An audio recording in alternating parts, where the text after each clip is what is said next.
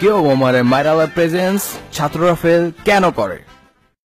ছাত্ররা ফেল কেন করে? বছরে শুক্রবার 52 দিন, বাকি থাকলো 313 দিন।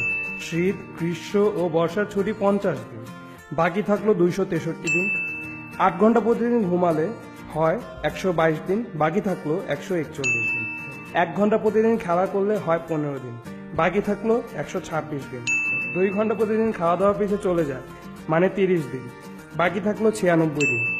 1 ঘন্টা সবার সাথে কথা বলতে চলে যায়, বাকি থাকলো 96 - 15 = 81 দিন। বছরে পরীক্ষা হয় 35 দিন, বাকি থাকলো 46 দিন। ঈদ, পুজো ও সরকারি ছুটি 20 দিন, বাকি থাকলো 26 দিন। টিভি দেখা, আত্মীয়ের বাসায় ঘুরতে যাওয়া 25 দিন, বাকি থাকলো 1 দিন।